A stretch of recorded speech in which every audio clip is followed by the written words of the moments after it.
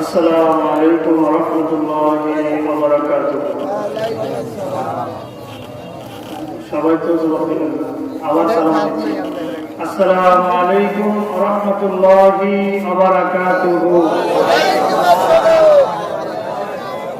সালাম যদি ঠিক মতো না দেওয়া হয় আর ঠিক মতো জবাব দেওয়া না হয়, একটা সময় আসতেছে যখন সালাম দেওয়াটা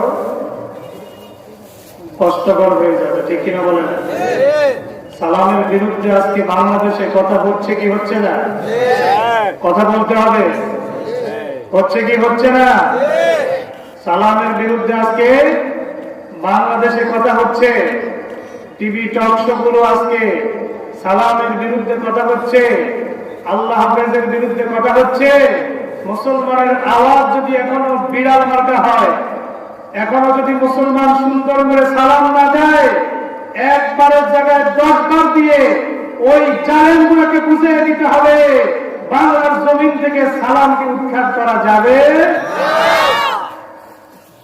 আলহামদুলিল্লাহ আলহামদুলিল্লাহ নাহমাদুহু ওয়া নাস্তাঈনুহু ওয়া নাস্তাগফিরুহু ওয়া নু'মিনু বিহি ওয়া নাতাওয়াক্কালু আলাইহি ওয়া নাউযু বিল্লাহি মিন শুরুরি আনফুসিনা ওয়া মিন সাইয়্যাতি আমালিনা মান ইয়াহদিহিল্লাহু ফালা মুদিল্লা লাহু ওয়া মান yudlilhu ফালা হাদিয়া লাহু ওয়া নাশহাদু আন লা ইলাহা ইল্লাল্লাহু ওয়াহদাহু লা শারীকা লাহু ونشهد أن سيدنا وحبيبنا ومولانا محمدا عبده ورسوله الذي أرسله بالحق بشيرا ونذيرا وداعيا إلى الله بإذنه وسراجا منيرا أما بعد فقد قال الله تعالى في القرآن الكريم: أعوذ بالله من الشيطان الرجيم، بسم الله الرحمن الرحيم. ولقد آتينا لقمان الحكمة أن اشكر لله ومن يشكر فإنما يشكر لنفسه ومن كفر فإن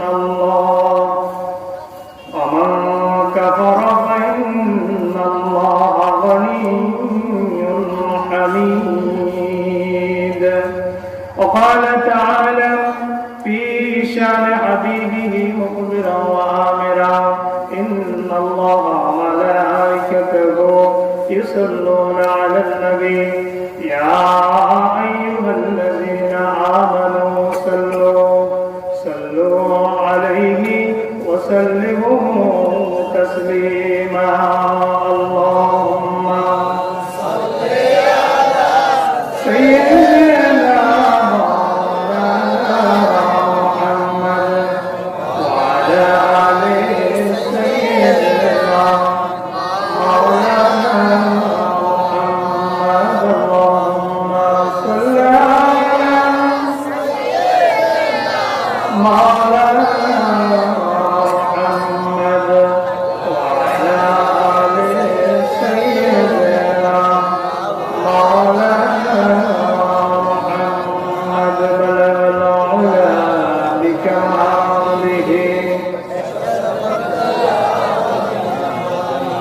أصلت جميع خصاله صلوا عليه وآله. والحبيب الذي ترجى شفاعته لكل حال من الأحوال مقتحم. بلغ العلا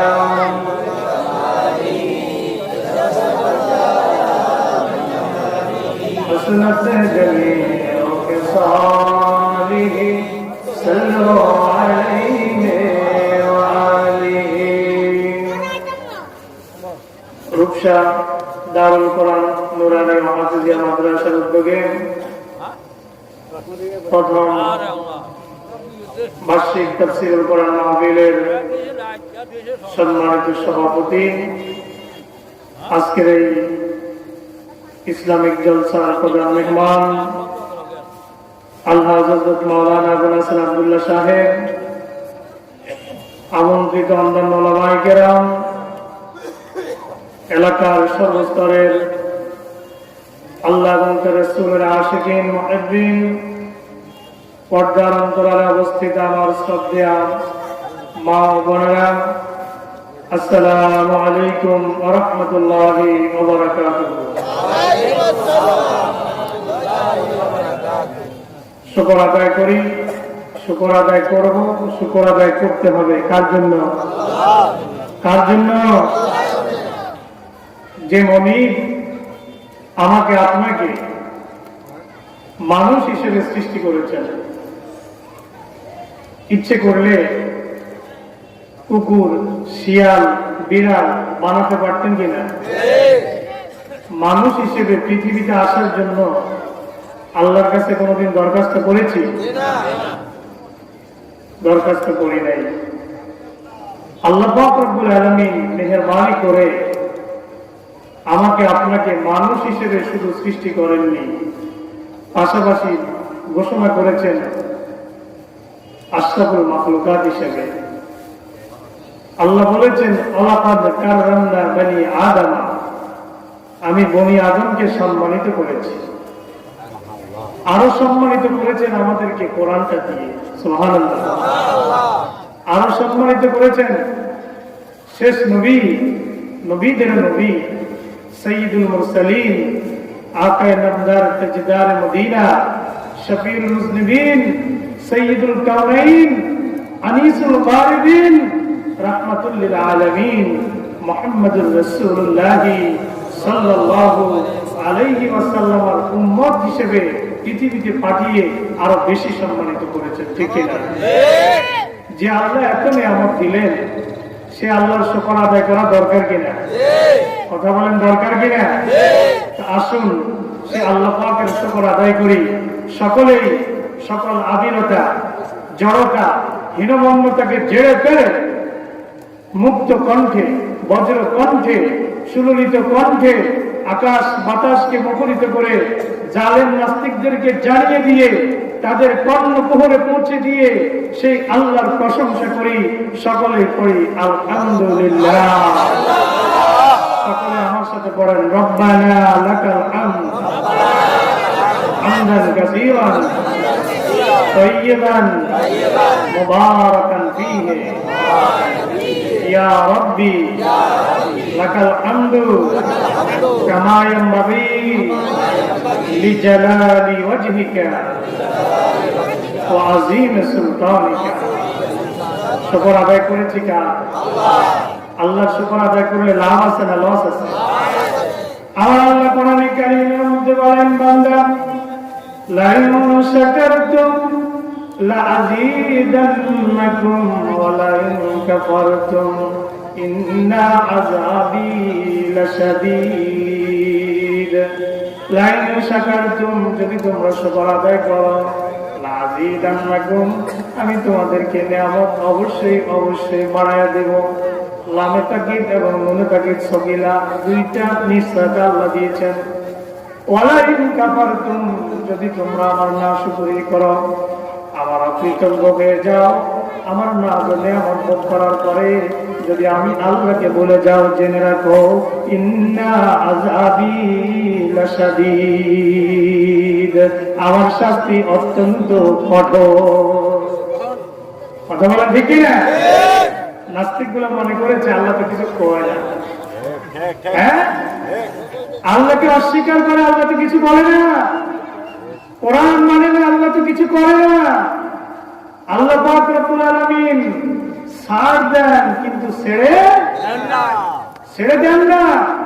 তুমি মনে করো না যে আল্লাহ পাক রব্বুল আলামিন তোমাকে সুযোগ দিয়েছেন, তোমাকে জিন্দেগি দিয়েছেন, তোমাকে জীবন দিয়েছেন, যা খুশি তাই বলবে, যা ইচ্ছা তাই করবে, সেই সুযোগ কিন্তু তোমাকে আল্লাহ পাক দিয়েছেন বটে, কিন্তু তোমাকে উদ্দেশ্যহীনভাবে ছেড়ে দেওয়া হয়নি। তোমাকে আল্লাহর আদালতে হাসরে দাঁড়িয়ে তোমার প্রতিটি কর্মের হিসাব আল্লাহর আদালতে দিতে হবে কি হবে না? কথা বলে ওরা মনে করেছে যা ইচ্ছা তাই করব, যা ইচ্ছা তাই করব। আবার আল্লাহ বলে ওয়াউমলি লাহুম ইন্না কাইদি মাতিন, ওয়াউমলি লাহুম, আমি তো তোদেরকে সুযোগ দিয়েছি। নাটাই যেভাবে গুড়ি যখন ছাড়ে, নাটাই হাতে থাকে, গুড়িকে সুযোগ দেয়, যাও যতদূর উঠতে মন চায় ঘুরে বেড়াও আকাশের মধ্যে। কিন্তু সন্ধ্যা গোধূলি লগ্নে যখন টান মারা হয়, সেই নাটার কাছে ঘুড়িটা ফিরে আসে কি আসে না? তোমাকে মনে রাখতে হবে বন্ধু, তোমাকে মনে রাখতে হবে তাওবান ওয়া কারহান ওয়া ইলাইহি ইরজাউন, ইচ্ছা হোক অনিচ্ছা হোক তোমাকে তোমার মালিকের কাছে ফিরে যেতে হবে। ঠিক কিনা কথা বলেন?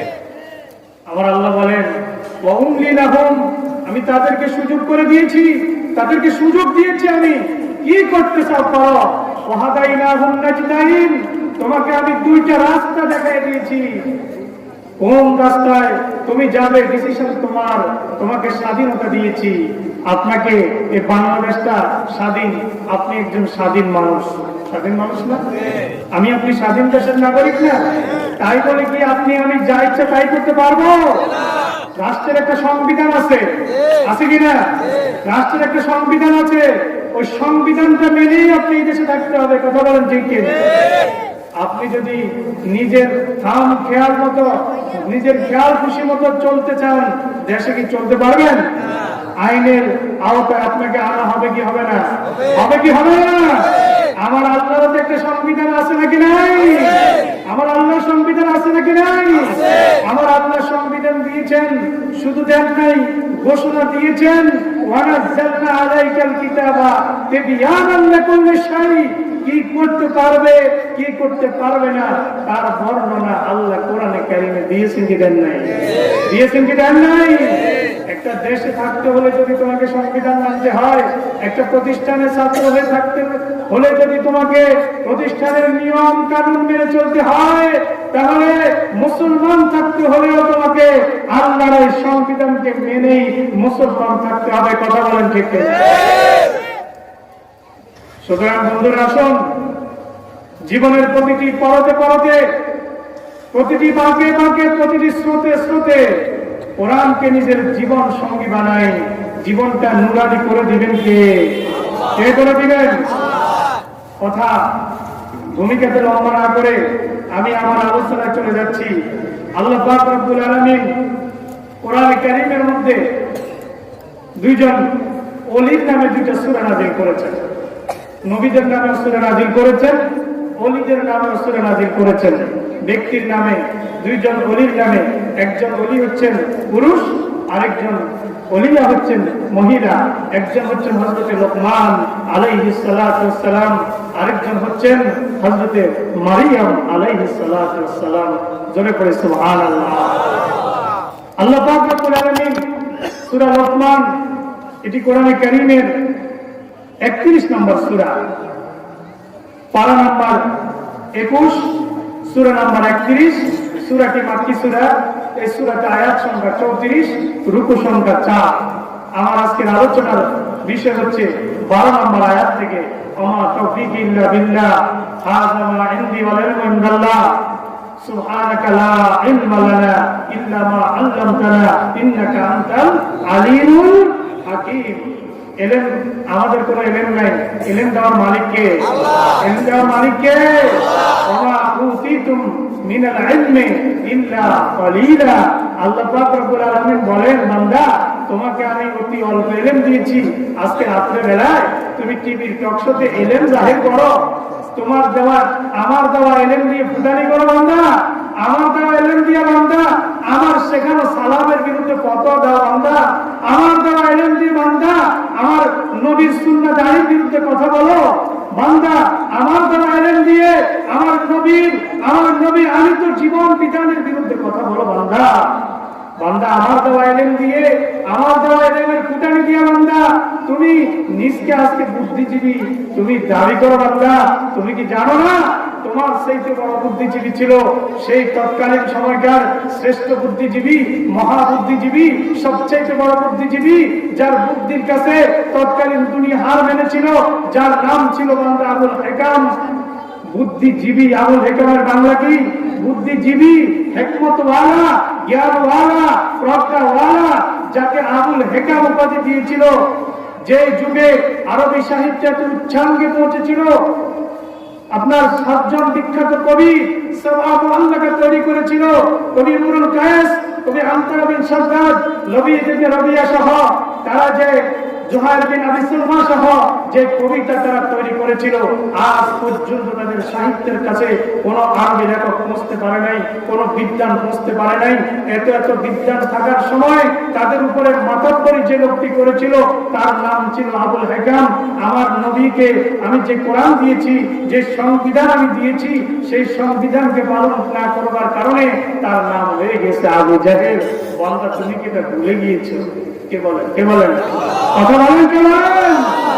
সুতরাং এই কোরআন যদি তোমার ভিতরে থাকে তবেই তুমি বুদ্ধিজীবী।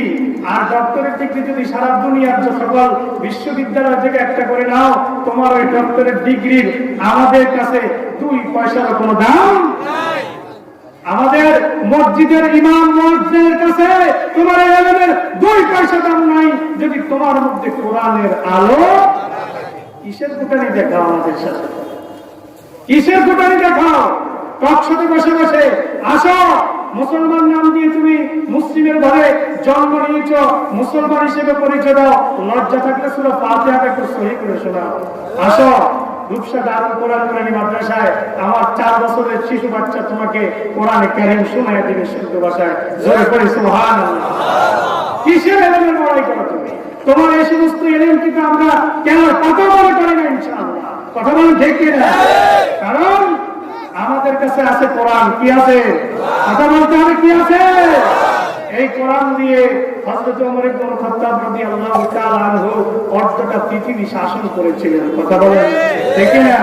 এই কোরআন দিয়ে আমার নবী সাল্লাল্লাহু আলাইহি ওয়াসাল্লাম আবু জাহেল সহ সেই মক্কার যেই নোংরা যে সামাজিকতা ছিল, নোংরা যে সমাজ ব্যবস্থা ছিল, সেই নোংরা সমাজ ব্যবস্থাকে আমার নবী সাল্লাল্লাহু আলাইহি ওয়াসাল্লাম মাত্র 23 বছরের নবুয়তের জিন্দেগিতে, মাত্র 10 বছরের ইসলামী রাষ্ট্রের, মদিনা রাষ্ট্রের সেই দেশের মধ্যে, সেই মদিনার মধ্যে মক্কা সহ 10 বছরে এমন একটা সমাজ উপহার দিয়েছিলেন।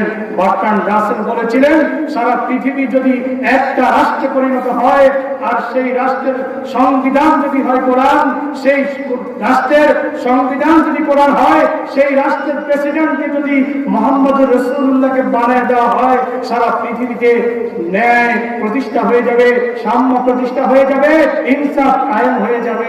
বার্ট্রান্ড রাসেল একজন দার্শনিক ছিল, সে কোনো মুসলিম ছিল না, সে কোনো মুসলিম ছিল না, কিন্তু সে এই কথা বলে গিয়েছে। তুমি কি তার থেকে বড় বুদ্ধিজীবী হয়ে গিয়েছো? কথা বলেন, তার থেকে বেশি বড় বুদ্ধিজীবী হয়েছে? তোমার মধ্যে যদি সিরাত থাকে, তোমার মধ্যে যদি কুফর থাকে, তোমার বিদ্যা কিয়ামতের দিন তোমার কোনো কাজে আসবে না। আসুন এই ব্যাপারে হযরত লোকমান আলাইহিস সালাতু ওয়াস সালাম, আল্লাহর প্রিয় ওলি, আল্লাহর প্রিয় বান্দা, যিনি কি ছিলেন জানেন? একজন কৃতদাস ছিলেন। হযরত লোকমান একজন কৃতদাস ছিলেন। বাড়ি ছিল ইথিওপিয়া। বাড়ি কোথায়? আফ্রিকা মহাদেশে। ইথিওপিয়া বাড়ি, আফ্রিকা মহাদেশে। তার পুরো নাম ছিল লোকমান ইবনে আনকা। লোকমান ইবনে আনকা। তার ছেলেকে উপদেশ দিয়েছেন, ছেলের নাম ছিল শাহান। তাফসীর ইবনে কাসির থেকে উদ্ধৃতি দিলাম।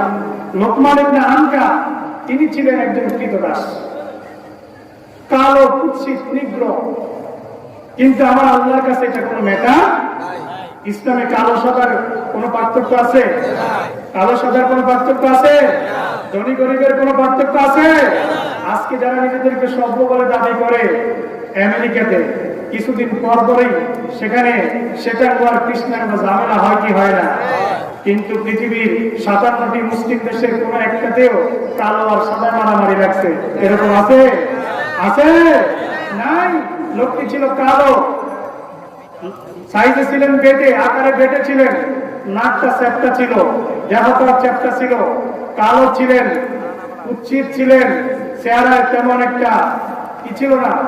হযরত লোকমানের, আপনারা যেটাকে স্মার্ট বলেন, এরকম স্মার্ট ছিলেন না।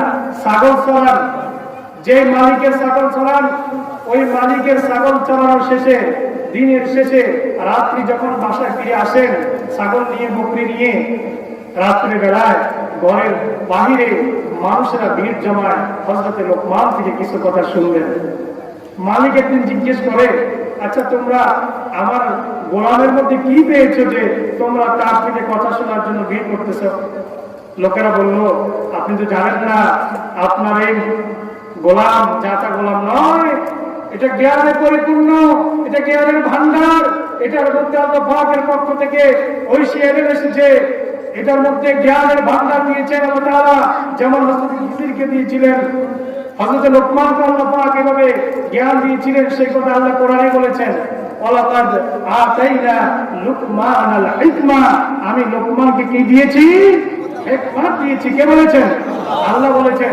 লোকেরা বললো, এটা তো জাতা গোলাম নয়, এটা তো জ্ঞানে পরিপূর্ণ, এটার কাছে আমরা ইলম শেখার জন্য আসি। মালিক চিন্তা করলেন, তাহলে তো একটু পরীক্ষা করা দরকার যে আমার গোলামটা সত্যি সত্যি জ্ঞানী কিনা। বললেন, যাও একটা বকরি আমার পাল থেকে জবাই করো। তাফসীরে কুরতুবী থেকে বলতেছি, একটা বকরি জবাই করো আমার পাল থেকে। জবাই করে বকরির মধ্যে, দেহের মধ্যে, তার সারা শরীরের মধ্যে সবচেয়ে যেই টুকরো, গোস্তের টুকরো সবচেয়ে দামি, সবচেয়ে পবিত্র, সবচেয়ে ভালো, সেটা আমার জন্য নিয়ে আসো। হযরত লোকমান গেলেন, জবাই করলেন বকরি, করার পরে কলিজাটা নিয়ে আসলেন আর জিহ্বাটা নিয়ে আসলেন। পরে সুবহানাল্লাহ। হযরত লোকমানকে তার মালিক এবার বললেন, যাও তুমি তো সবচেয়ে ভালো জিনিস বলেছি, আমার জন্য কলিজা জিহ্বা এনেছো, যাও আরেকটা বকরি জবাই করো, এবার আমার জন্য ওটার মধ্য থেকে যে গোস্তটা সবচেয়ে নিকৃষ্ট, সবচেয়ে খারাপ, সবচেয়ে কম দামি, সবচেয়ে নোংরা, সেটা আমার জন্য নিয়ে আসো। হযরত লোকমান গেলেন, আবার একটা বকরি জবাই করলেন, এবারও কলিজার জিহ্বা নিয়ে আসলেন। পরে আল্লাহু আকবার।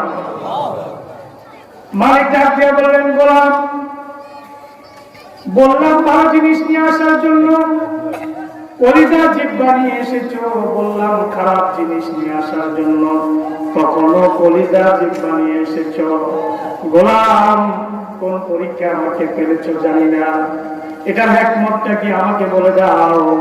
হযরত লোকমান আলাইহিস সালাতু ওয়াস সালাম ডাক দিয়ে বলেন, মুনির, আপনি বলেছেন সবচেয়ে ভালো জিনিস নিয়ে আসার জন্য, ভালো গোস্তের টুকরো নিয়ে আসার জন্য, আমি আপনার জন্য কলিজা আর জিহ্বা নিয়ে এসেছি।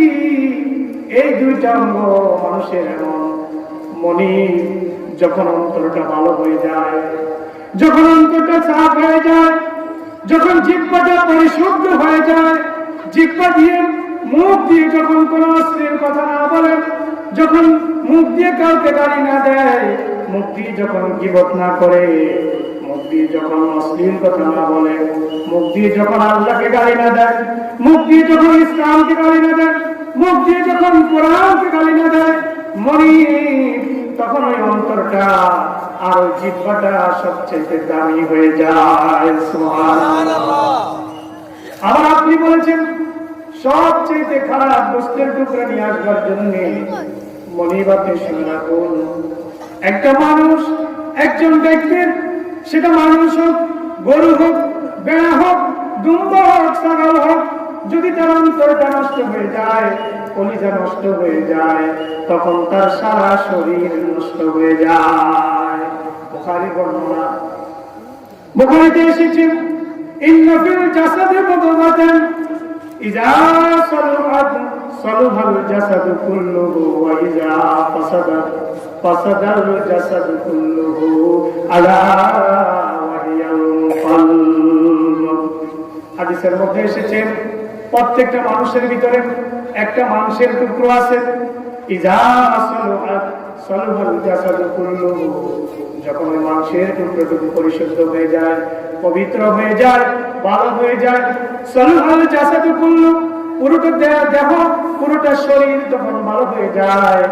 আর যখন ওই মানুষের টুকরোটুকু খারাপ হয়ে যায়, যখন সেটা নষ্ট হয়ে যায়, যখন সেটা কলুষিত হয়ে যায়, যখন সেটি নোংরা হয়ে যায়, যখন সেখানে শয়তান আসন গেড়ে বসে যায়, আল্লাহর নবী সাল্লাল্লাহু আলাইহি ওয়াসাল্লাম ফরমান ফাসাদাল জাসাদু কুল্লুহু, মানুষের পুরো দেহটাই তখন নোংরা হয়ে যায়। মনে চিন্তা করলো, লোকমান তুমি যেভাবে বলেছো, ব্যাখ্যা দিয়েছো, আমি তো যেভাবে চিন্তা করিনি। এত জ্ঞান তুমি রাখো, একটা জিনিস দিয়েই, একটা গোস্তের টুকরা দিয়েই আমার দুইটা পরীক্ষায় তুমি উত্তীর্ণ হয়ে গিয়েছো। যাও যাও, আজ থেকে তুমি আমার গোলামি করার প্রয়োজন নাই, আমি তোমাকে আজ থেকে আজাদ করে দিলাম। সুবহানাল্লাহ।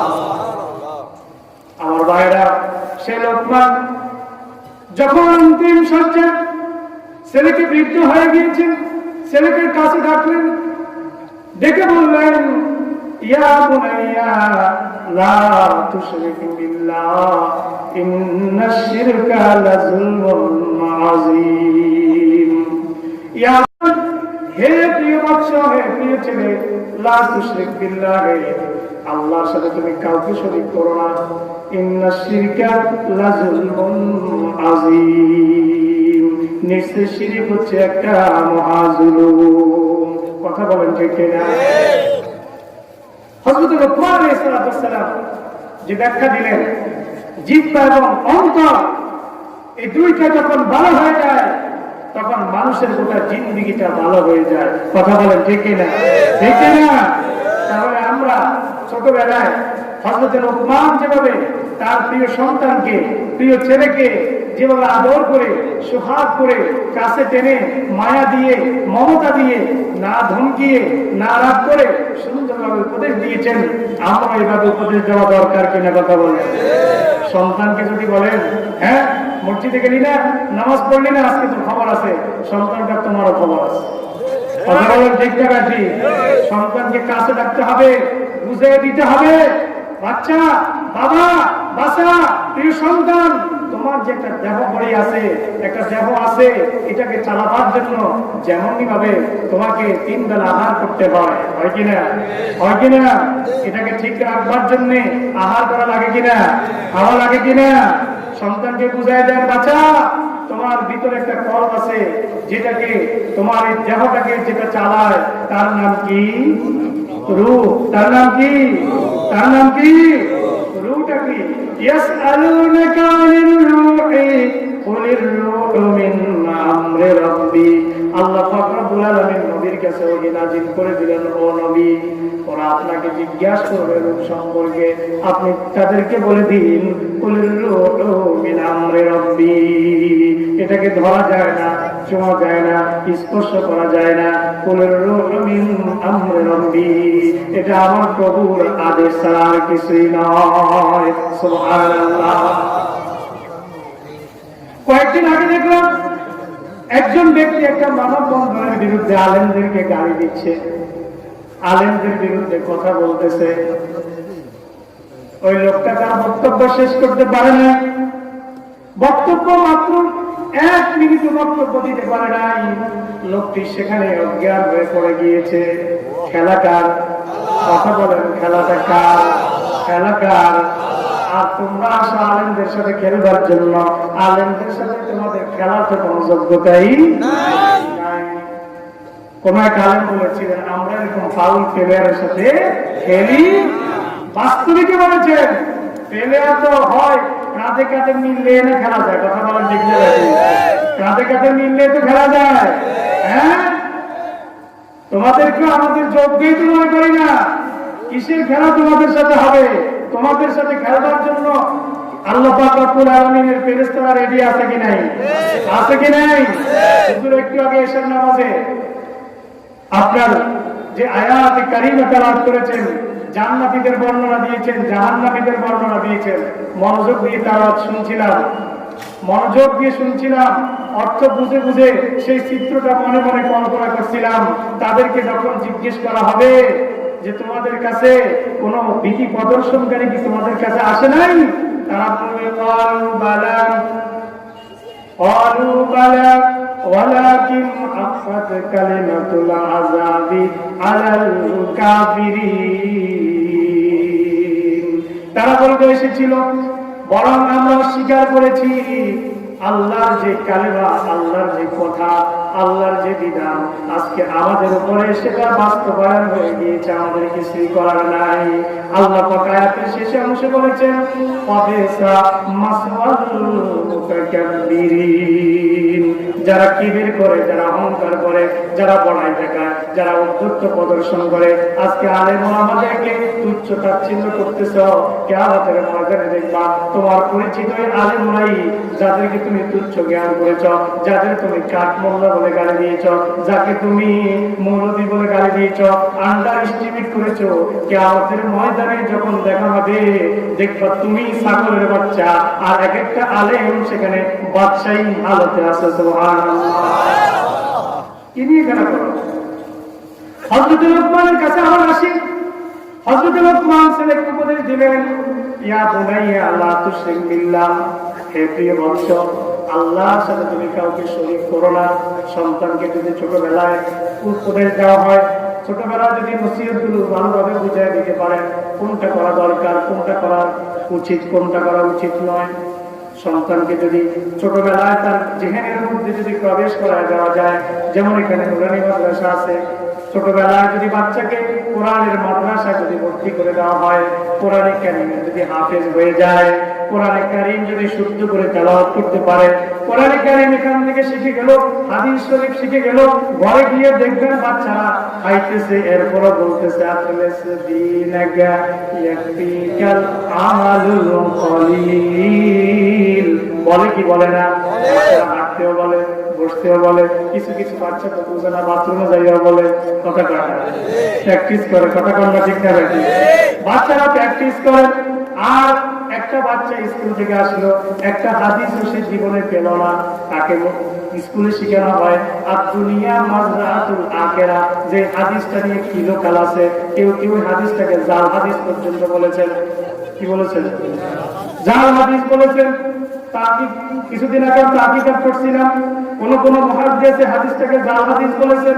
স্কুলে কৃষি শিক্ষা বইয়ের মধ্যে তোমাকে হাদিস শেখায় আর দুনিয়া মাজরাতুল আখিরা, দুনিয়া নাকি আখিরাতের কৃষি ক্ষেত্র, এটা কৃষি শিক্ষা বইয়ের মধ্যে হাদিস। হাদিসের অবমাননার তো একটা ক্লাস আছে, এটার কোনো ক্লাস নাই, হাদিস নামে চালিয়ে দেওয়া হয়েছে। তোমার বাচ্চার জীবনে একটা হাদিসও শিখলো না, কিন্তু নুরানিতে আসো দেখবা তোমার বাচ্চা কমপক্ষে 40টা হাদিস মুখস্থ পারে। কথা বলেন ঠিক কিনা? হযরত লোকমান আলাইহিস সালাম ছেলেকে যখন ছোট্ট বয়স কোরআনের তালিম দিচ্ছেন, শিরকিয়াতের তালিম দিচ্ছেন, ওয়াহদানিয়তের তালিম দিচ্ছেন, একত্ববাদের তালিম দিচ্ছেন, ঈমানের তালিম দিচ্ছেন। ইয়া বুনাইয়া লা তুশরিক বিল্লাহ, ও আমার সন্তান তুমি কি করো না, আল্লাহর সাথে শিরক করো না।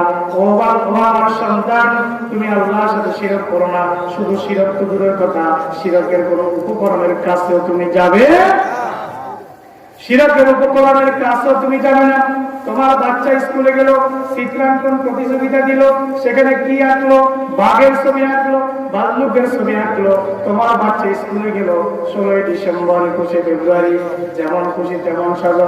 আল্লাহ পাক তোমার সন্তানকে বানালো আশরাফুল মাখলুকাত হিসেবে, আর তোমার সন্তান স্কুলে যাইয়া যেমন খুশি তেমন সাজো। হাতি সাজতেছে, তোমার সন্তান ঘোড়া সাজতেছে, তোমার সন্তান বাঘ সাজতেছে। তুমি আল্লাহ পাক রব্বুল আলামিনের সাথে গাদ্দারি করতেছো। কথা বলেন ঠিক কিনা?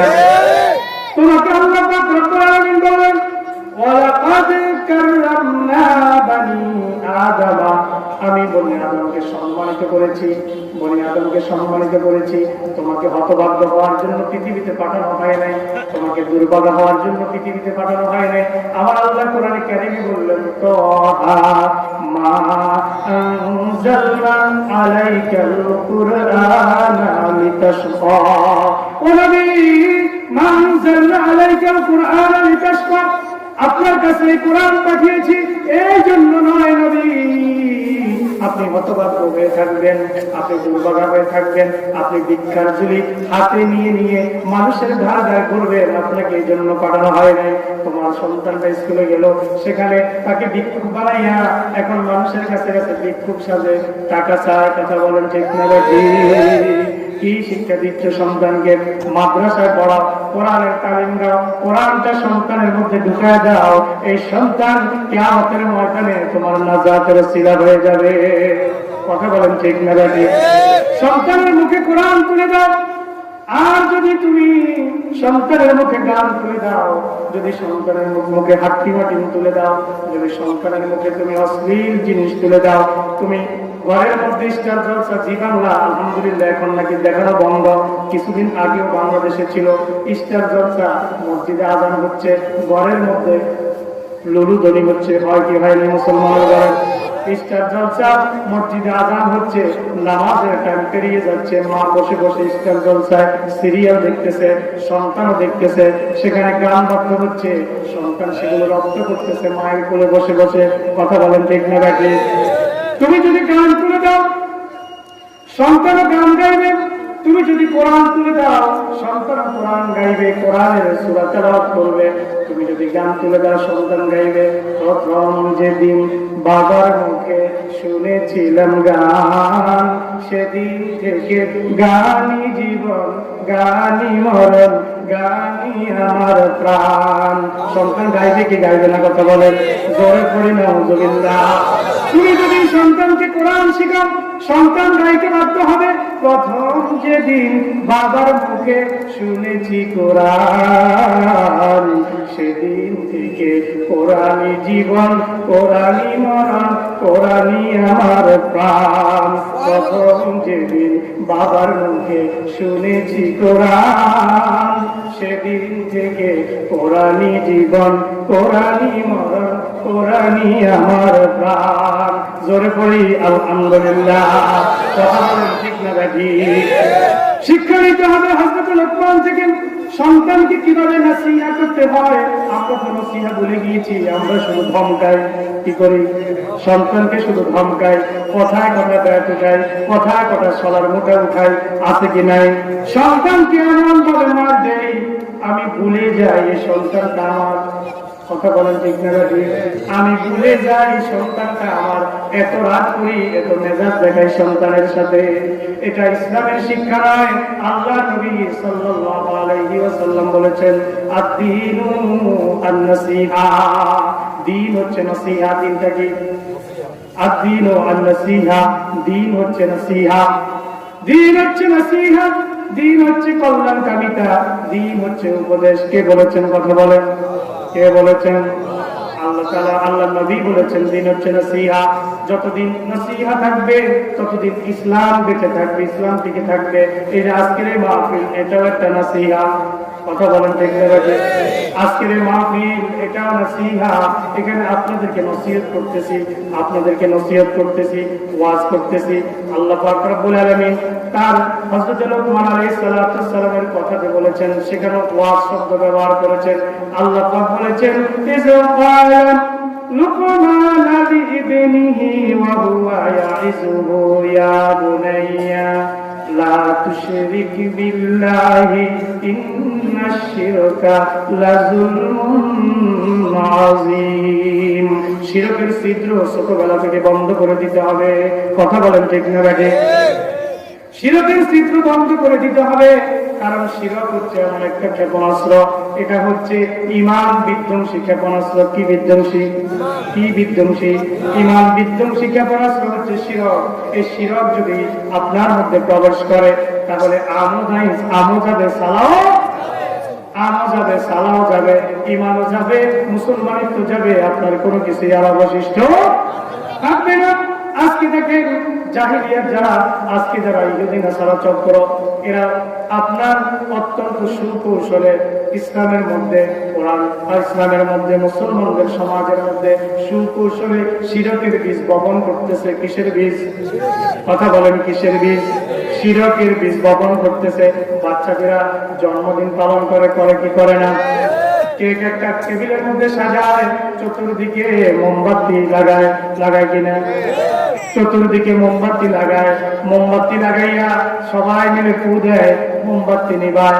আর বাচ্চাটা চাকু দিয়া, ছুরি দিয়া মোমবাতি ওই কেকটা কাটে, সবাই মুখে মুখে পুড়ে দেয়। এটা কি ইসলামের শিক্ষা হতে পারে? কথা বলেন। আমার কেউ কেউ আছে ৭৬ বছর বয়স ৭৬ কেজির কেক কাটে, ৭২ বছর বয়স ৭২ কেজির কেক কাটে। কথা বলেন কাটে কি কাটে না? শুনে রাখো, কিয়ামতের দিন ৭৬ কেজির ওই আগুনের পাথর তোমার বুকের মধ্যে চাপা দেওয়া হবে। কথা বলেন ঠিক কিনা? কথা বলেন ঠিক কিনা? এই জন্য শিরকিয়াতের সকল কিছু মূলোৎপাটন করে দিতে হবে। তুমি মনে করতেছো মোমবাতি না জ্বালালে তো জন্মদিন উদযাপন হবে না, জন্মদিন বার্থডে সেলিব্রেট করা হবে না। মোমবাতি তুমি তো জানো না, এই আগুন দিয়ে এক সময় আগুনের পূজা করা হতো, হতো কিনা? হতো কিনা? আরবিতে এদেরকে মাজুসি বলে, অগ্নি উপাসক বলে, অগ্নি পূজক বলে। আগুনের পূজা আছে নাকি নাই? কিছুদিন পর পর শাহবাগে আগুন জ্বালায়, মশাল মিছিল করে, আগুন জ্বালায়। আগুন জ্বালায় না জ্বালায় কিনা? জ্বালায় কিনা? আমার ভাইরা, আগুনের মধ্যে কোনো কল্যাণ থাকতে পারে না, পারে কিনা? আগুনের ধর্ম হচ্ছে জ্বালায়া পুড়াইয়া দেওয়া। তুমি যদি বার্থডে সেলিব্রেট করো মোমবাতি জ্বালাইয়া, আগুন জ্বালাইয়া, তোমার লাইফটাকেও আগুনের মতো সরকার হয়ে যাবে। কথা বলেন ঠিক কিনা? বার্থডে যদি তোমাকে সেলিব্রেট করতে হয়, সেখানে কোরআন খতম করে সেলিব্রেট করো। আমি আবার বলি না যে খতম করায় সেলিব্রেট করো। ওই বার্থডে উপলক্ষে তুমি 1 মাস আগ থেকে ইচ্ছা করো যে আমার বার্থডের দিন খতম কোরআন শরীফ শেষ হবে। তুমি এই নিয়ত করো, আমার বার্থডের দিন আমি 1000 বার রাসূলের প্রতি দরুদ আদায় করব, সুবহানাল্লাহ। তুমি এই নিয়ত করো, আমার বার্থডের দিন আল্লাহর নবী তার বার্থডে, তার জন্মদিনে রোজা রেখেছেন। জিজ্ঞেস করা হয়েছিল, ইয়া রাসূলুল্লাহ, আপনি কি জন্য রোজা রাখছেন? আল্লাহর নবী বলেছিলেন, এই দিনে আমি জন্মগ্রহণ করেছি, এই জন্য আমি রোজা রাখতেছি। তুমি বার্থডে একটা রোজা রাখো, সুন্নাহ আদায় হয়ে যাবে কি যাবে না? আজকে সুন্নাহকে দুনিয়া থেকে মিটাই দিয়ে, সুন্নাহকে সমাজ থেকে মিটাই দিয়ে, সুন্নাহকে ঘর থেকে মিটাই দিয়ে, তোমার ব্যক্তি জীবন থেকে সুন্নাহকে মিটাই দিয়ে আগুন দিয়ে বার্থডে সেলিব্রেট করতেছ। আগুনের ধর্ম হলো সবকিছু জ্বালায়া দেওয়া। কথা বলেন ঠিক না বাকি? আর সে আগুন দিয়ে তুমি সেলিব্রেট করতে চাও, জেনে রাখো, আগুনকে সম্মান করা, আগুনের কাছে কল্যাণ চাওয়া, এটা কোনো মুসলমানের কাজ হতে পারে। সুতরাং ওই ছোট্টবেলায় বার্থডে যখন পালন করলেন মোমবাতি জ্বালাইয়া, সন্তান কি শিখলো? মনে হয় আগুনের মধ্যে কি আছে? কথা কয় না? আগুনের মধ্যে কি আছে? কল্যাণ আছে। এটাকে মনে করবে, আপনার বাচ্চাটা মনে করবে। সুতরাং এই বাচ্চা যদি কিয়ামতের দিন আল্লাহর আদালতে দাঁড়িয়ে যখন বলবে, রব্বানা আরিনাল্লাযাইনি আদাল্লানা মিনাল জিন্নি ওয়াল ইনসি নাজআলহুমা তাহতা আকদামিনা লিয়াকুনা মিনাল আসফালিন। জোরে জোরে পড়ি আল্লাহু আকবার। আল্লাহ পাক রব্বুল আলামিন বলেন, আজকে যদি তুমি তোমার সন্তানকে পথভ্রষ্ট করো, দ্বীন শিক্ষা না দাও, কোরআন শিক্ষা না দাও, নবীর সুন্নাহ শিক্ষা না দাও, ইসলামের বিধিবিধান শিক্ষা না দাও, ইসলামের তরিকা শিক্ষা না দাও, আল্লাহ পাক রব্বুল আলামিন কিয়ামতের দিন তোমার আল্লাহ পাক রব্বুল আলামিনের সামনে আদালতে হাসরে তোমার সন্তান, তোমার আত্মীয়, তোমার আপনজন, তোমার স্ত্রী, তোমার সন্তান, তোমার স্বামী তোমাকে, তোমার বিরুদ্ধে আল্লাহ পাক রব্বুল আলামিনের আদালতে মামলা দিবে। কি বলে? রব্বানা আরিনাল্লাযাইনি আদাল্লানা, হে প্রভু, আমি তাকে দেখতে চাই যে আমাকে পথভ্রষ্ট করেছিল তোমার রাস্তা থেকে। আদাল্লানা মিনাল জিন্নি ওয়াল ইনসি, মানুষ আর জিনদের মধ্য থেকে, তোমার দিন থেকে যারা আমাকে পথভ্রষ্ট করেছিল, যারা আমাকে গোমরা করে দিয়েছিল, আজকে আমি তাদেরকে দেখতে চাই। আমার সামনে তাদেরকে নিয়ে আসো, আমাকে তাদেরকে দেখা দাও।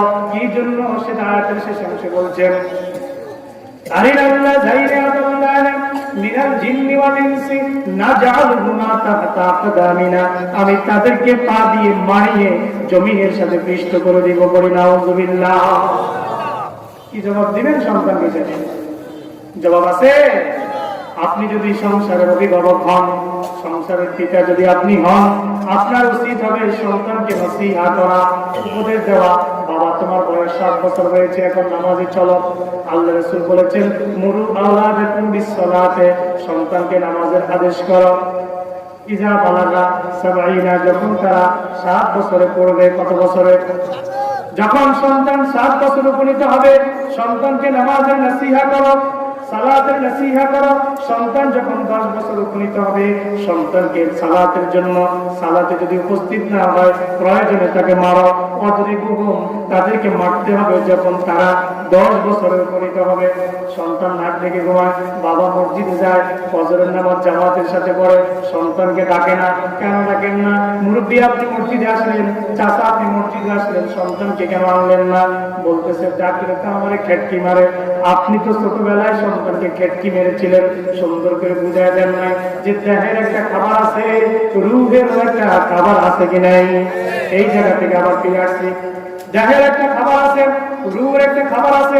বাবা, তোমার দেহের খাবার যেমন ভাত, মাছ, মাংস, এগুলো যেমনি ভাবে তোমার দেহকে ঠিক রাখবে, তোমার ওই রুহটাকে ঠিক রাখবে নামাজ, রোজা, হজ, যাকাত, সামাজিক কাজকর্ম, মানবদরদি কাজকর্ম, মানবতার সেবা, সত্য কথা বলা, গীবত না করা, সবলপুরি না করা, মিথ্যা না বলা, কোরআনের বিরুদ্ধে রাজপথে স্লোগান না দেওয়া। কথা বলেন ঠিক কিনা? সন্তানকে নাসিহা করতে হবে। আপনি তো ছোটবেলায় সন্তানকে নাসিহা ভালোভাবে করেন নাই, সন্তানকে ধমকিয়েছেন। এখন সন্তান আপনার বুড়া বয়সে সুযোগ পাইয়া এখন তো আপনি তো দৌড়াইতে পারেন না। এখন আপনি তো নিজের গায়ের শক্তি দিয়ে আপনি হাঁটতে পারেন না। হাতে আপনার 2টা লাগে, অথবা হুইলচেয়ারে করে মসজিদে যাওয়া লাগে। কথা বলেন ঠিক কিনা? আপনার দেহে এখন আর শক্তি অবশিষ্ট নাই। এই জন্য সরকার এখনো তাকে কড়ায় গন্ডা আপনাকে উসুল করে দিচ্ছে। কথা বলেন ঠিক কিনা?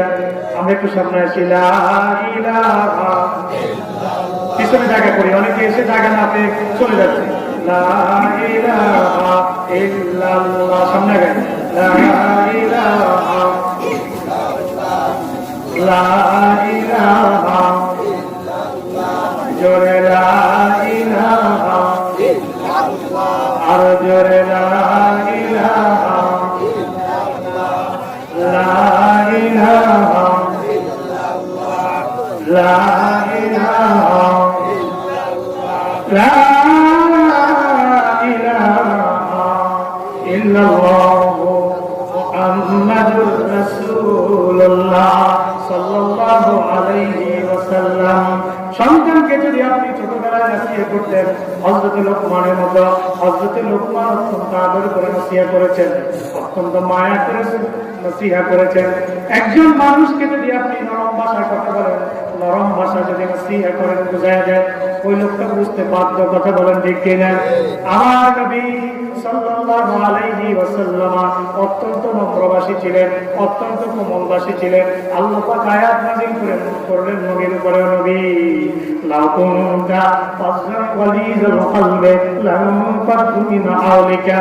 ও নবী, আপনি যদি কঠোরভাষী হতেন, ও নবী আপনি যদি কর্কশভাষী হতেন, লানফাদ্দু মিন হাওলিকা, একটা মানুষও আপনার চারিধারে আসতো না। নবীর বিরোধিতা তারা করেছিল, নবীর কোরআনের বিরোধিতা করেছিল, নবীর আনিত জীবন বিধানের বিরোধিতা করেছিল, কিন্তু কোন কাফের কোনদিন ইঙ্গিত করতে পারে নাই, এই অভিযোগ তুলতে পারে নাই আমার নবী সাল্লাল্লাহু আলাইহি ওয়াসাল্লাম কোনদিন কোন মানুষের সাথে খারাপ আচরণ করেছেন, কোন মানুষের সাথে খারাপ ব্যবহার করেছেন, এই কথা কোন মানুষ বলতে পারবে না। নবীকে তায়েতে রক্তাক্ত করা হয়েছিল, উহুদের ময়দানে দান-দানকে শহীদ করে দেওয়া হয়েছিল। আবার সদরে নবী যখন সালাত অবস্থায় ছিলেন, নবীর গায়ের মধ্যে উটের নাড়িগুলি চাপিয়ে দেওয়া হয়েছিল। নবী কোনদিন আকাশের মালিকের কাছে, আল্লাহ পাক রব্বুল আলামিনের কাছে কোনদিন একটা অভিযোগ দায়ের করেন নাই, কোনদিন অভিশাপ দেন নাই। কথা বলেন ঠিক কিনা? নবীর কোরআনের বিরোধিতা দিনের বেলা করেছে, রাত্রে বেলা নবীর ঘরের চারপাশে সবাই প্রেজেন্ট হয়ে গিয়েছে কোরআন শোনার জন্য।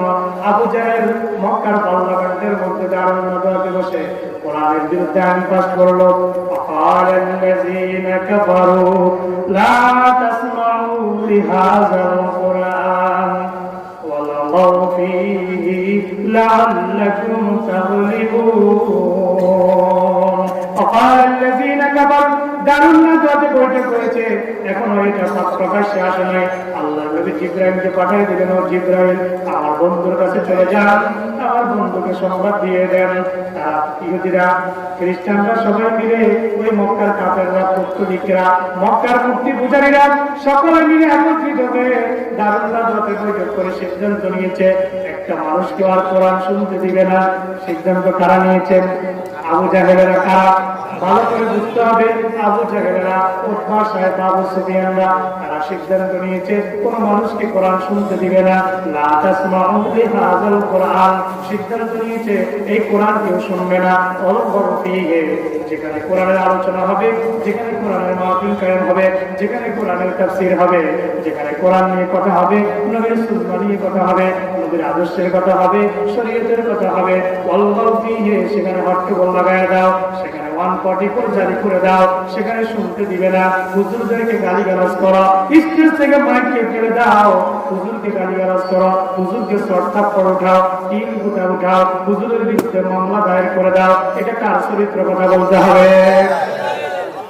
আমার ভাইরা, এখনো যদি বাংলায় জমি শুধু নয়, সারা পৃথিবীর আনাচে কানাচে যারা কোরআনের বিরোধিতা করবে, এরা কার খালতো ভাই?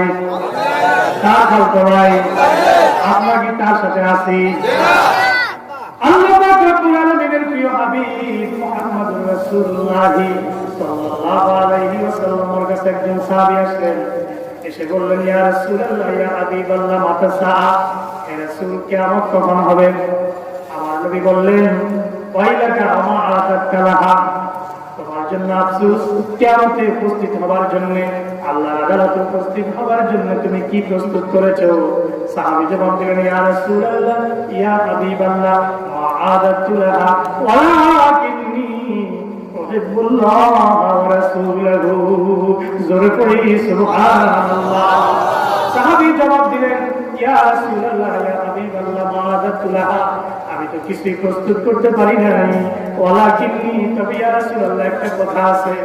আল্লাহ নবী বললেন, সাহাবী রে, কি সেই কথা? সাহাবী জবাব দিলেন, ইয়া রাসূলুল্লাহ, আমার একটা কথা, সেই কথাটি হলো ইন্নী উহিব্বুল্লাহ ওয়া রাসূলুহু, আমি আল্লাহ আর তার রাসূলকে ভালোবাসি, এই ছাড়া আমার কোনো আমল নাই। আল্লাহ নবী সাল্লাল্লাহু আলাইহি ওয়াসাল্লাম ডাক দিয়ে বললেন, ও সাহাবী রে, তুমি তার সাথেই থাকবে, কুনতা মা'মান আহবাবতা, যাকে তুমি ভালোবাসো তার সাথেই তোমার হাসর হয়ে যাবে। তুমি যাকে ভালোবাসো তার সাথে তোমার হাসর হবে, তুমি যাকে ভালোবাসো তার সাথে তোমার কলসিরাত হবে, তুমি যাকে ভালোবাসো তার সাথেই তোমার হাউজে কাউসারের পানি পান করা হবে। সুবহানাল্লাহ। তুমি যাকে ভালোবাসো তার সাথে তোমার জান্নাতে আলার মধ্যে, জান্নাতুল ফেরদাউসের মধ্যে তোমার সাক্ষাৎ হয়ে যাবে। সুতরাং সিদ্ধান্ত নিতে হবে বন্ধু, সিদ্ধান্ত নিতে হবে মুসলমান, তুমি কার দলে থাকবা? যারা কোরআনের তাফসীরে বাধা দেয়, যারা হুজুরদেরকে আজকে গালিগালাজ করে, আলেমদেরকে যারা গালিগালাজ করে, এই আলেম সাধারণ কোনো মানুষ নয়। এই আলেমরা, তুমি মনে করেছো তোমার মতো ডক্টরের ডিগ্রিধারী সেনা, তুমি তাকে আন্ডার এস্টিমেট করবে? আল্লাহর কসম করে বলছি, তোমার এই ডক্টরের ডিগ্রির 2 পয়সারও দাম নাই যদি তোমার সিনার মধ্যে কোরআন না থাকে। আমাদের একটা 6 বছরের বাচ্চা, 7 বছর 10 বছরের বাচ্চা কোরআনকে সিনার মধ্যে ঢুকায় নেয়, নাই কিনা কথা বলে? 30 পারা কোরআনকে সিনার মধ্যে ঢুকায়। পৃথিবীর একটা বই নাম বলো, যেই বইটা কারো সিনার মধ্যে আছে। একটা বই হাফেজ বাইর করো, যে বইটার হাফেজ আছে, আদর্শ নবীর হাফেজ কি সারা পৃথিবীতে, সারা বাংলাদেশে কি একজনও পাওয়া যাবে? কথা বলেন না, পাওয়া যাবে?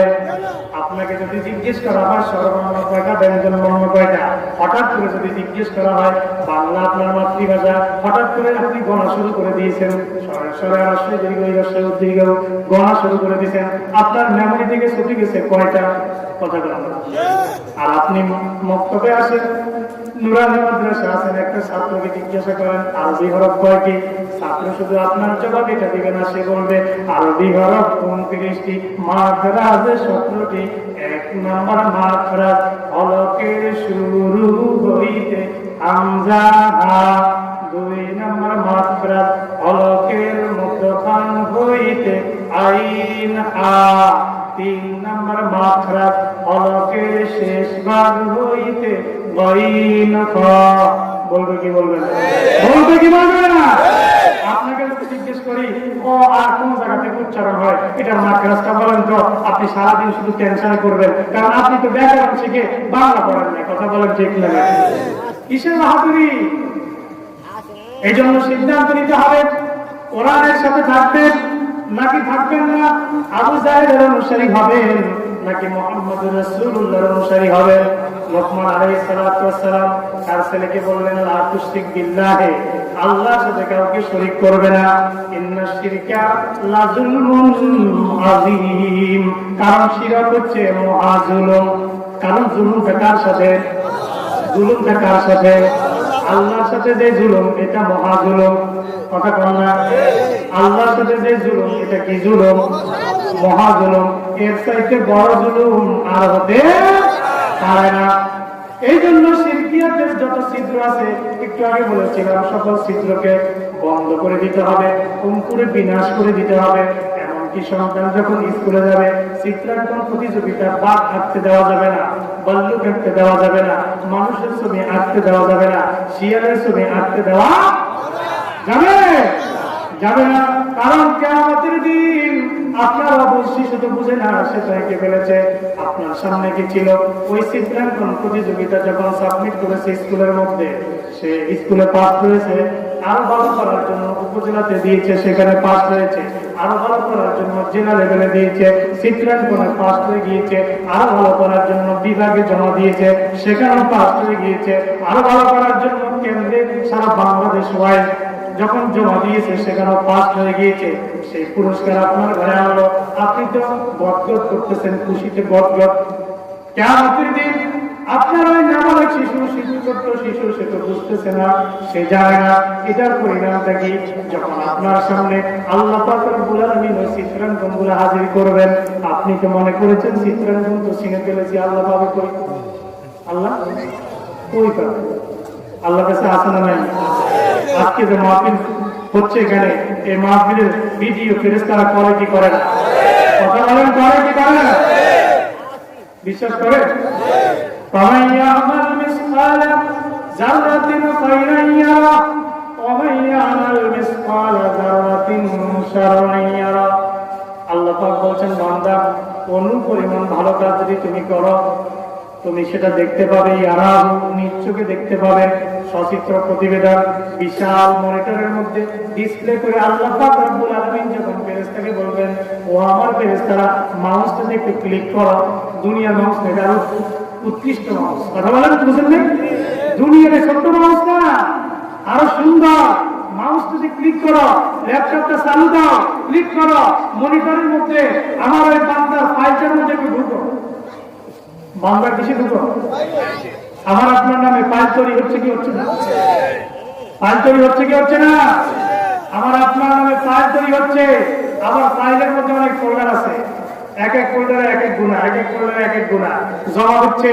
ওই ফোল্ডার শিরকিয়াতের ফোল্ডারে ক্লিক করো, শিরকিয়াতের ফোল্ডারে ক্লিক করবে, দেখা যাবে বাংলাটা আমার ছোটবেলায় যখন তার শিশু যখন চিত্রাঙ্কন প্রতিযোগিতায় যখন ফার্স্ট হয়েছিল, মানুষের ছবি এঁকেছিল, গরু, ছাগল, মহিষ, দুম্বা, ভেড়া, ছাগলের ছবি এঁকেছিল। আমার বাবা তো সেদিন গদ করেছিল, খুশিতে উল্লসিত হয়েছিল, সন্তানকে বাহবা দিয়েছিল, পুরস্কৃত করেছিল। ওই ফোল্ডারের মধ্যে একটু ক্লিক করো, ক্লিক করলে দেখা যাবে আপনি কি কি করেছিলেন। আমার আল্লাহ বলবে, বান্দা সেদিন তো চিত্র অঙ্কন করে তুমি তো খুশি হয়েছিলে, আজকে চিত্রের মধ্যে তুমি রু দাও। জোরে পড়ি নাউযুবিল্লাহ। পারবেন? সহিহ বুখারীর বর্ণনা, সহিহ বুখারীর বর্ণনা চ্যালেঞ্জ করে বলে যাচ্ছি, মিথ্যা কথা বলতেছি না। আল্লাহ রাসূল বলতেছেন, কিয়ামতের দিন তাদেরকে শাস্তি দেওয়া হবে, ওই ছবিতে রূহ দেওয়ার জন্য তাদেরকে শাস্তি দেওয়া হতে থাকবে। তাদেরকে বলা হবে, এই শাস্তি তুমি পেতেই থাকবে যতক্ষণ না এই ছবির মধ্যে তুমি রূহ না দিবে, ততক্ষণ পর্যন্ত তোমাকে শাস্তি পেতেই হবে। আল্লাহ নবী বলেন, তারা কখনোই ওই ছবির মধ্যে রূহ দিতে পারবে না। সুতরাং যারা চিত্র অঙ্কন করেন, ছবি আঁকেন, যারা ছবি আঁকেন, ছবি তৈরি করেন, কিয়ামতের দিন এগুলার মধ্যে রূহ যদি দিতে না পারেন, এগুলাকে যদি আপনার জিন্দা করতে না পারেন, আবার জাহান্নামের মধ্যে থাকতে হবে। কারণ এই পৃথিবীতে ছবি আগে এসেছে, মূর্তি আগে আসে নাই। হযরত শীশ আলাইহিস সালাতু ওয়াস সালামের নূহ আলাইহিস সালাতু ওয়াস সালাম আসা পর্যন্ত কয়েক শত বছর গত হয়ে গিয়েছিল। এই সময় তারা ইয়াগুস, নাসার এদের 5 জনের দেব দেবীর তারা পূজা করেছিল, 5 জন দেবতার পূজা করেছিল। প্রথমত এদের ছবি অঙ্কন করেছিল, ছবি অঙ্কন করে এগুলাকে তারা সামনে রাখতো, এগুলার পূজা করতো না। কিছুকাল পরে এগুলার ছবি মূর্তি তৈরি করলো, এগুলার যখন আকার আকৃতি নির্মাণ করলো, করে এদেরকে রেখেছিল ইবাদত খানার মধ্যে। কিছুকাল পরে শয়তান প্ররোচনা দিল, তোমরা এগুলার সামনে নিয়ে কেন করো ইবাদত সফাত, এবার এদের সামনে নমনম করো, এদের সামনে মাথা ঝুঁকাও, এরাই তোমাদের প্রভু। জোরে করে নাউযুবিল্লাহ। কোরআন থেকে কথা বলতেছি, হাদিস থেকে কথা বলতেছি। বন্ধু, তোমাকে বুঝতে হবে আল্লাহর নবীর, আল্লাহ পাক রব্বুল আলামিনের প্রিয় বান্দা হযরত লুকমান আলাইহিস সালাতু ওয়াস সালাম ছেলেকে 10টি উপদেশ দিয়েছেন। কয়টি? 10টি উপদেশ দিয়েছেন। 1 নম্বর উপদেশ, ইয়া বুনাইয়া, হে আমার প্রিয় সন্তান, হে আমার প্রিয় সন্তান। বুনাইয়া ইসমে মুসাদ্দার, যারা মাদ্রাসা পড়েছেন তারা বুঝবেন। ইয়া বুনাইয়া, হে প্রিয় বৎস, হে আমার ছোট্ট ছেলে, হে আমার আদরের ছেলে, হে আমার কলিজার টুকরা, হে আমার নয়নের মণি, হে আমার পরাণের পরাণ, হে আমার কলিজা, হে আমার কলিজা।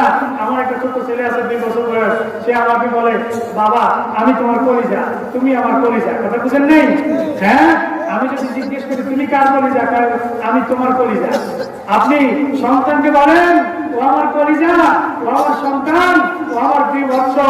তোমাকে উপদেশ দিচ্ছি, তোমাকে নসিহত করতেছি, লা তুশরিক বিল্লাহি, আল্লাহর সাথে কাউকে শরীক করবে না।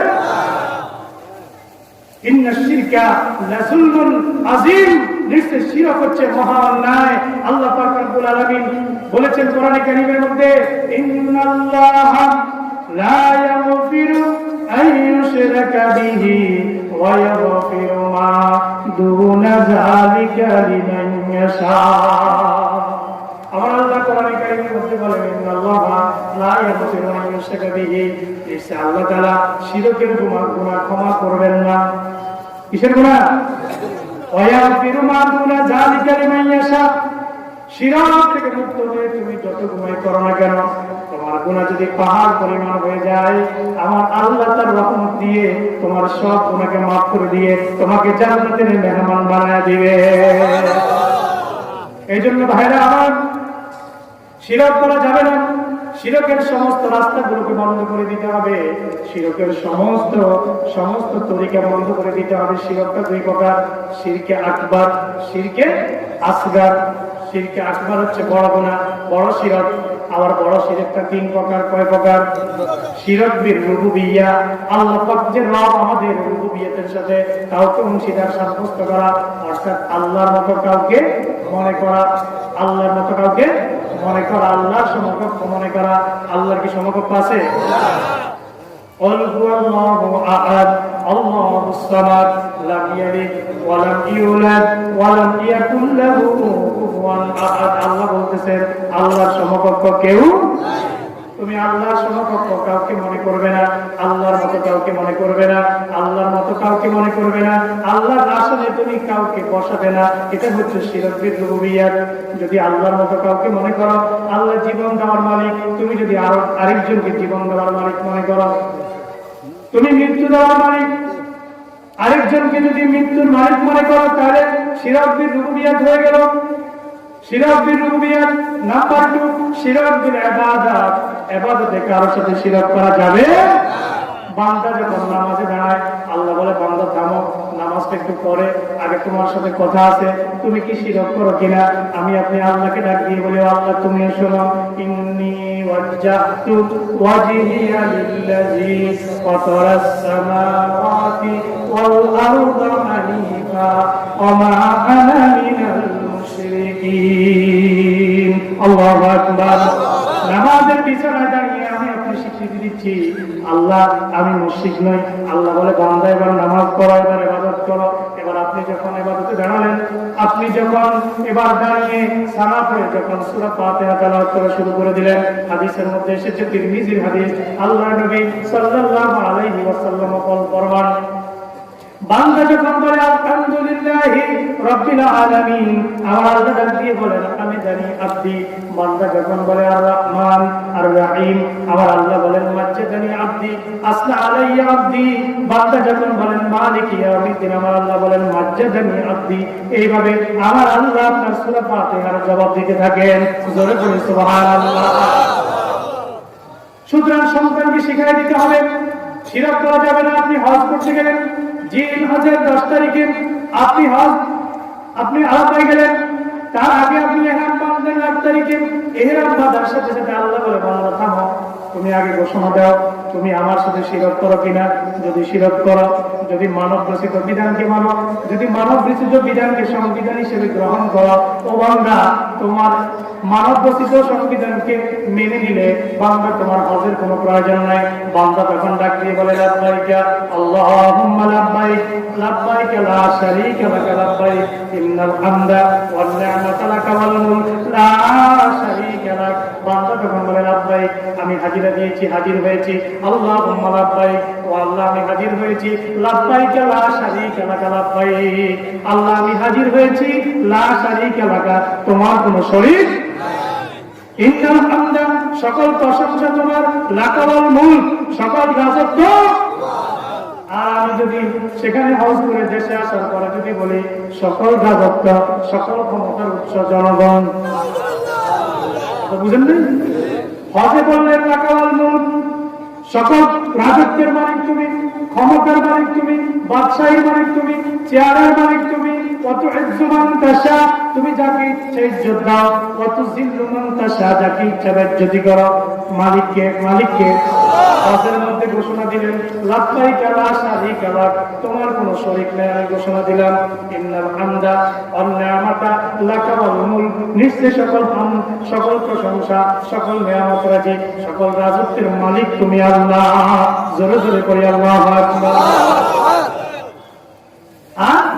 দেশে আসার পরে আপনি কোরআনের বিরুদ্ধে ময়দানে কোমরের ওই আপনার ইহরামের সেই কাপড়টাকে, একই কাপড়, সেটাকে কোমরের মধ্যে লাগাইয়া আপনি এখন কোরআনের বিরুদ্ধে স্লোগান দেন, বলেন আসো খেলা হবে, আসো খেলা হবে।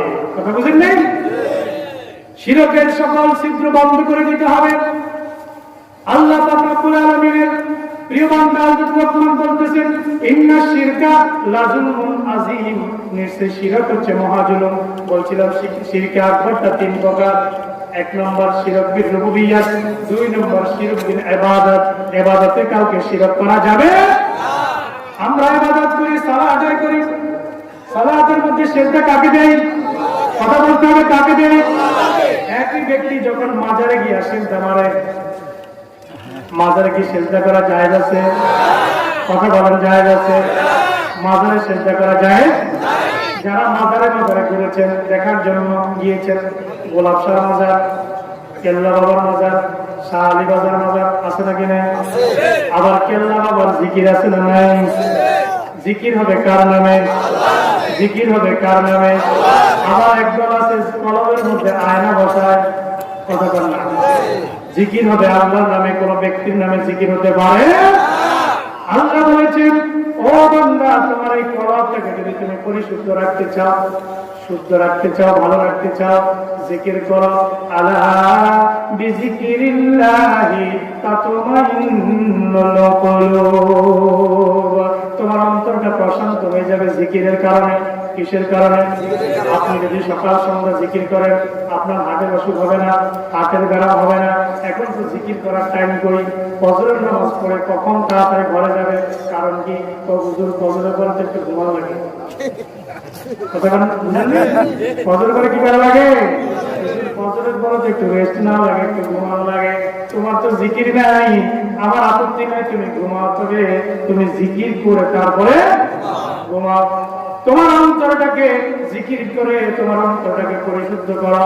লিকুল্লি শাইইন সাকালা ওয়া সাকালাতুল কুলুবি যিকরুল্লাহ, প্রত্যেকটা জিনিস পরিষ্কার করার একটা মাধ্যম আছে, একটা হাতিয়ার আছে। আর তোমার অন্তরকে পরিষ্কার করার জন্য আল্লাহর জিকির ছাড়া আর কোনো হাতিয়ার নাই। অন্তরের মধ্যে কাকে বসাবো? কাকে বসাবো? নাকি আয়না বসাবো? আয়না বসাইয়াতে মোর কলবের ভিতরে, আয়না বসাইয়াতে মোর কলবের ভিতরে। আমার বাবা কেবলা কাবা আয়নার কারিগর, আমার বাবা কেবলা কাবা আয়নার কারিগর, আয়না বসাইয়াতে মোর কলবের ভিতর। জোরে পড়ি নাউজুবিল্লাহ। আছে কি নাই? জিকির কার বসে কাবে? কিছুদিন আগে আরেকটা দেখলাম জিকির করতেছেন, জিকির করতেছেন যে আমার কাপড়ের মধ্যে পীরের নাম লাগাইয়া দিও। গানটা পুরো মনে নাই, মুখস্থ নাই, ভুলে গেছি। কিচ্ছু দরকার নাই, আমার কাপড়ের মধ্যে আমার পীর নাম লিখে দিও। নাউজুবিল্লাহ। পীরের নাম কাপড়ের মধ্যে লিখে দিলে কি কাজ হবে? নেতার নাম লিখে দিলে মনে হয় কাজ হবে? কারণ আমার নেতাকে তো সবাই ভয় পায়, আমার নেতার উপরে তো কেউ কথা বলে না, আমার নেতাকে তো আশ্রয় কেউ ভয় পাবে, আমার নেতাকে তো আশ্রয় দেখলো ভয় পায়। সুতরাং আমি কি করব? আমার নেতার ওসিলা দিয়ে পার হয়ে যাব। সুযোগ আছে? কথা বলেন, সুযোগ আছে? কোনো সুযোগ নাই। কারণ কিয়ামতের দিন তোমার নেতা নিজে নাফসি নাফসি করবে, তোমার কোনো খোঁজ খবরই থাকবে না। থাকবে কিনা?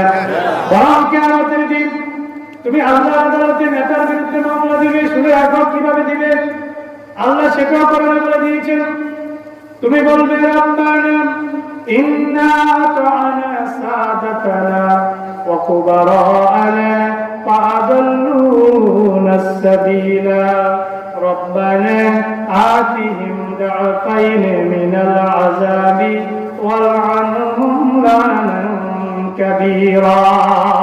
তুমি আল্লাহর আদালতে মামলা দিবে, বলবে রব্বানা ইন্না আতা'না সাদাতানা, ও প্রভু আমি তো আমার নেতার আনুগত্য করেছি। কার আনুগত্য? ইন্না আতা'না সাদাতানা, নেতা যেভাবে বলেছে সেভাবেই করেছি, ভালো মন্দ বিচার করি নাই। কোরআনের পক্ষে গেল কি গেল বুঝি নাই, চিন্তা করি নাই।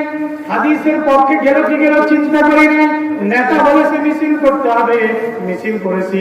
মনে তো করেছিলাম রূপসা মাদ্রাসার শরীফ হুজুরের বিরুদ্ধে করি, কিন্তু এই মিছিলটা যে আল্লাহ তোমার বিরুদ্ধে হয়ে গেছে সেটা তো বুঝি নাই। আল্লাহ মিছিলটা যে কোরআনের বিরুদ্ধে হয়ে গেছে এটা তো বুঝি নাই। আল্লাহ মিছিলটা যে নবীর বিরুদ্ধে হয়ে গেছে সেটা তো নেতা আমাকে একদিনও বুঝায় নাই। আমি তো কোরআন পড়তেও জানতাম না, আমি তো কোরআন খুলেও দেখি নাই। আল্লাহ পাক রব্বুল আলামিন সেদিন আপনার এই কথায় কোনো কর্ণপাত করবে না, বরং আপনি বলবেন ইন্না আতা'না সাদাতানা, আমি আমার নেতার আনুগত্য করে আজকে জাহান্নামী হয়েছি। অকবারা আনা, বড় ভাইদের আনুগত্য করে, মুরব্বীদের আনুগত্য করে আমি আজকে জাহান্নামী হয়েছি। আল্লাহ তোমার কাছে একটা কথা আছে, আল্লাহকে কি কথা কও? তখন আপনি বলবেন, কর্মীরা তখন বলবে রব্বানা আতিহিম দু'ফাইন মিনাল আযাবি ওয়াল'আনহুম লা'নান কাবীরা। রব্বুল আলামিন যদি আমাকে জাহান্নামে দিতে হয় তাদেরকে ডাবল দিতে হবে, আমাকে যদি শাস্তি দিতে হয় তাদেরকে ডাবল দিতে হবে। উট যদি আমাকে 1 গ্লাস দাও তাদেরকে 2 গ্লাস দিতে হবে। তাফসীরটা নাকি আমাকে যদি জাকুম একটা দাও তাদেরকে 2টা দিতে হবে। আমাকে যদি দৈনিক জাহান্নামে একটা পাহাড় আছে, সাউদ পাহাড় আগুনের তৈরি পাহাড়, জাহান্নামীদেরকে বলা হবে এই সাউদ পাহাড়ের মধ্যে উঠো। একবার উঠবে একবার নামবে। আল্লাহ দৈনিক যদি আগুনের তৈরি সাউদ পাহাড়ের মধ্যে আমাকে একবার উঠতে হয়, আমার বান্দা যেন 2 বার আতিহিম দু'ফাইন মিনাল আযাবে, আমাকে যদি শাস্তি দাও নেতাকে আমার ডাবল শাস্তি দিতে হবে। ওয়াল'আনহুম লা'নান কাবীরা, আর তোমার সবচেয়ে বড় গজব যেটা, লানত যেটা, সেটা আমার বান্দার উপরে পড়ো। জোরে পড়ে নাউজুবিল্লাহ। সুতরাং নেতা হতে হবে হযরত লোকমানের মতো। রাজি আছে কিনা মুসলমান? হযরত লোকমানের মতো নসিহত করতে হবে। তুমি যদি নেতা হও তোমার কর্মীকে নসিহত করো, তুমি যদি বাবা হও সন্তানকে নসিহত করো, তুমি যদি শিক্ষক হও ছাত্রকে নসিহত করো, তুমি যদি দোকানের মালিক হও কর্মচারীকে নসিহত করো। বেশি বিক্রির জন্য কর্মচারীকে সালাতের সময় দেওয়া নাই, কিয়ামতের দিন আল্লাহর আদালতে তুমি ব্যবসায়ীকে আল্লাহর আদালতে জবাব দিতে হবে কি হবে না? হবে কি হবে না? তুমি মনে করেছো দোকান খোলা থাকাটাই রিজিক? নো, এটা রিজিক নয়, বরং রিজিকের মালিক কে? আল্লাহ তাআলা রিজিকের মালিক। ওমা মিন দাব্বাতিন ফিল আরদি ইল্লা আলাল্লাহি রিজকুহা, তোমার রিজিকের দায়িত্ব তোমার কাছেও নাই, তোমার রিজিকের দায়িত্ব তোমার নেতার কাছেও নাই, তোমার রিজিকের দায়িত্ব তোমার বাবার কাছেও নাই, তোমার রিজিকের দায়িত্ব স্বয়ং আল্লাহ নিজ হাতে রেখে দিয়েছেন। জোরে করে সুবহানাল্লাহ। আল্লাহ যদি চান তোমার দোকান যদি দৈনিক 2 ঘন্টা খোলা থাকে, আমার আল্লাহ ওই 2 ঘন্টার মধ্যে এত বরকত তোমার জন্য নাজিল করে দিবেন, তুমি অন্যজন 24 ঘন্টা যেতে পারবে না, তুমি 2 ঘন্টায় সেটা পারবে। জোরে করে সুবহানাল্লাহ। আমার আল্লাহ বলেছেন ইন্নাল্লাহা ইয়ারযুকু মান ইয়াশাউ বিগাইরি হিসাব, আমি চাইলে যাকে ইচ্ছা ব্যয় হিসাবে রিজিক দিতে পারি। আপনাদের অনেক ছোট বয়সে তরুণ অনেক ছেলে পেলেরা সমাজে কোটিপতি আছে না নাই? 20 বছর থেকে একখান ঘর করতে পারে নাই, আরেকজন 5 বছরে কোটি কোটি টাকার মালিক হয়ে গেছে, আছে না নাই? কথা বলেন না, রিজিকের ফয়সালা কার হাতে? আল্লাহর হাতে। সুতরাং মুসলমান, কথা বলছিলাম লোকমান থেকে, হযরত সূরা লোকমান থেকে একটা উপদেশ নিয়ে কথা বলেছি। তিনি বলেছেন ছেলেকে শিরক করো না। আমরা কি শিরক করব? শিরকের যত রাস্তা আছে কোন রাস্তার সাথে আমরা নাই। শিরকের সমস্ত সোরা গলি আছে, সমস্ত সোরা গলিগুলো, সমস্ত চিত্রপথগুলো বন্ধ করে দিতে হবে। রাজি আছি মুসলমান? আল্লাহ পাক রব্বুল আলামিন আমাদেরকে তৌফিক দিন। সকলে করি আমিন। আমার জন্য দোয়া করবেন, আমি আপনাদের জন্য দোয়া করি। আল্লাহ পাক রব্বুল আলামিন যেন আজকের ইন্তেজামকে কবুল করেন, এই মাহফিলকে যেন আমাদের নাজাতের ওসিলা হিসেবে, হেদায়েতের জরিয়া হিসেবে যেন কবুল করেন। সকলে করি আমিন। হাযা মা ইনদি ওয়া লা ইলাহা ইল্লাল্লাহ। আসসালামু আলাইকুম।